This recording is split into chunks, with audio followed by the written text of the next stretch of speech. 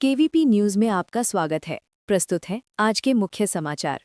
America और Iran के बीच तनाव के बीच पाकिस्तान की राजधानी इस्लामाबाद एक बार फिर कूटनीतिक केंद्र बन गया है।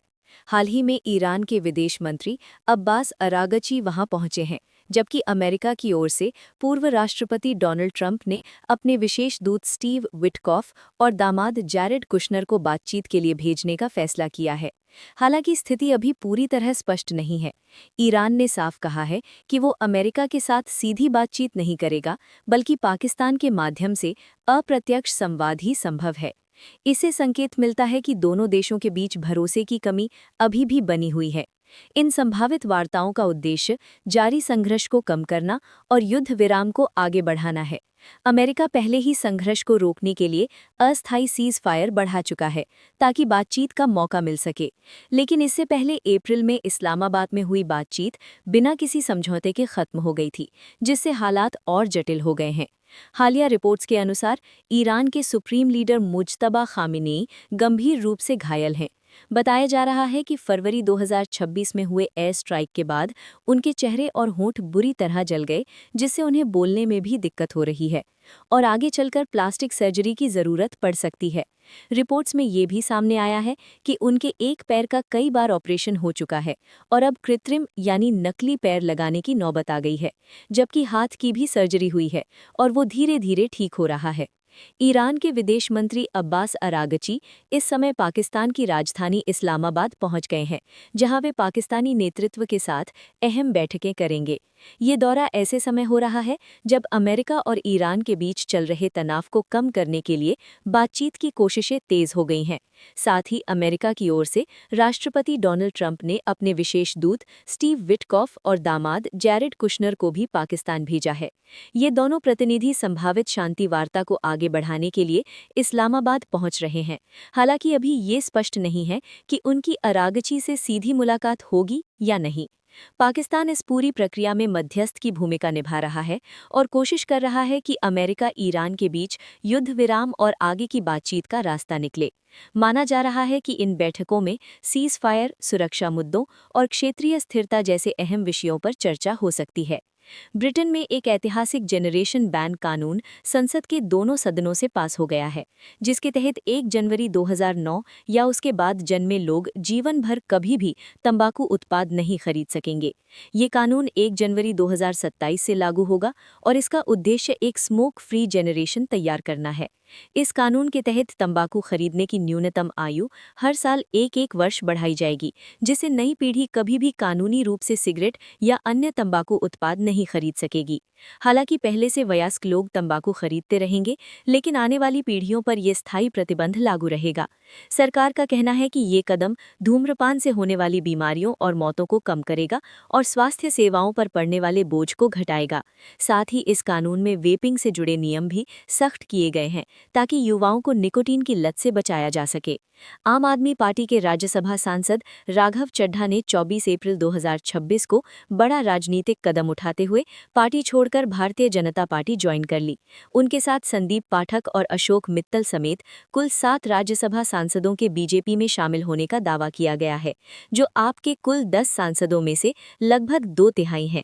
राघव चड्ढा ने प्रेस कॉन्फ्रेंस में कहा कि पार्टी अपने मूल सिद्धांतों से भटक गई है और उन्होंने खुद को गलत पार्टी में सही व्यक्ति बताया।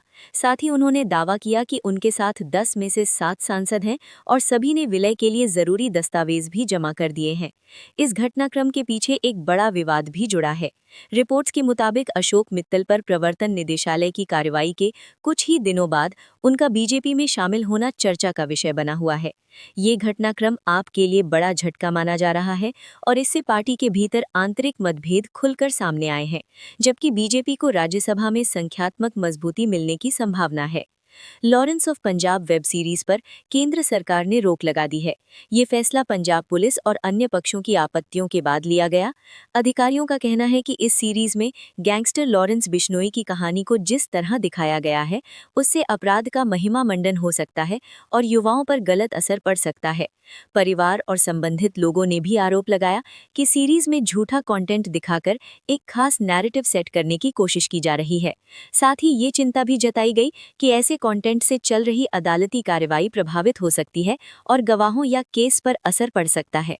इन्हीं कारणों को ध्यान में रखते हुए केंद्र के सूचना एवं प्रसारण मंत्रालय ने ओटीटी प्लेटफॉर्म को इसे रिलीज न करने की सलाह दी, ताकि कानून व्यवस्था और न्यायिक प्रक्रिया पर कोई नकारात्मक प्रभाव न पड़े। आईपीएल 2026 में रॉयल चैलेंजर्स बैंगलोर ने अपनी 5वीं जीत दर्ज करते हुए गुजरात टाइटंस को 5 विकेट से हरा दिया।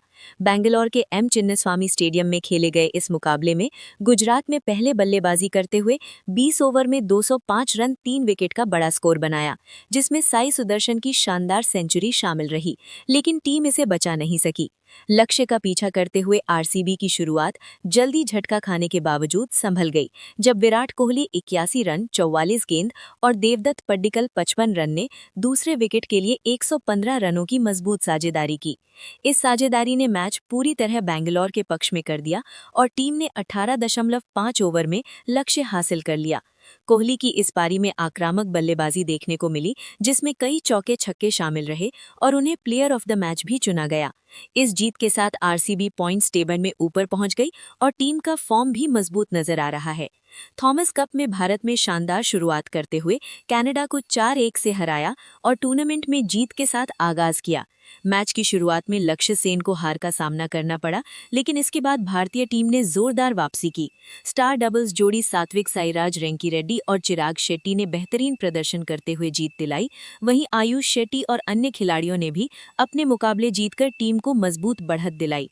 इस जीत के साथ भारत ने ग्रुप स्टेज में आत्मविश्वास के साथ अपने अभियान की शुरुआत की। ओलंपिक और कॉमनवेल्थ गेम्स की मेजबानी की दिशा में आगे बढ़ते हुए भारत अब 2038 एशियन गेम्स पर भी नजरें टिकाए हुए है। भारतीय ओलंपिक संघ ने इसके लिए एशिया ओलंपिक परिषद को आधिकारिक प्रस्ताव भेज दिया है, जिसमें अहमदाबाद को मुख्य आयोजन केंद्र के रूप में पेश किया गया है। इस प्रस्ताव पर हाल ही में ओसीए की कार्यकारी बोर्ड बैठक में चर्चा हुई और तय किया गया कि एक मूल्यांकन टीम भारत का दौरा करेगी, जो इंफ्रास्ट्रक्चर और तैयारियों का आकलन करेगी। भारत की योजना है कि 2030 कॉमनवेल्थ गेम्स और संभावित 2036 ओलंपिक की तैयारियों में विकसित होने वाले खेल ढांचे का उपयोग 2038 एशियन गेम्स के लिए भी किया जाए। इसी वजह से अहमदाबाद को केंद्र में रखा गया है, जहां अगले कुछ वर्षों में बड़े स्तर पर स्पोर्ट्स इंफ्रास्ट्रक्चर तैयार हो रहा है। हालांकि भारत को इस मेजबानी के लिए दक्षिण कोरिया और मंगोलिया जैसे देशों से कड़ी टक्कर मिलेगी। गौरतलब है कि भारत इससे पहले 1951 और 1982 में एशियन गेम्स की मेजबानी कर चुका है और अब 56 साल बाद फिर से इस बड़े आयोजन को देश में लाने की कोशिश कर रहा है। अंत में मौसम गर्म और धूप युक्त रहने का पूर्वानुमान है। अधिकांश शहरों में 25 से 43 डिग्री सेल्सियस के बीच तापमान रह सकता है। दिल्ली में अधिकतम 43 डिग्री तक पहुंच सकता है, जबकि न्यूनतम 29 डिग्री, नमी 20% और बादल छाए रहने की संभावना है। मुंबई, चेन्नई और बेंगलुरु जैसे दक्षिणी शहरों में 29 से 30 डिग्री तापमान, आंशिक बादल और कोई वर्षा नहीं। देहरादून में 25 डिग्री, कोलकाता में 28 डिग्री और जयपुर में 31 डिग्री दर्ज किया गया। एयर क्वालिटी कई जगहों पर मध्यम से खराब। पूरे देश में हवा की गति 10 से 33 किलोमीटर प्रति घंटा रहेगी। बारिश की कोई संभावना नहीं। इसी के साथ केवीपी न्यूज से आज के समाचार समाप्त हुए। नमस्कार।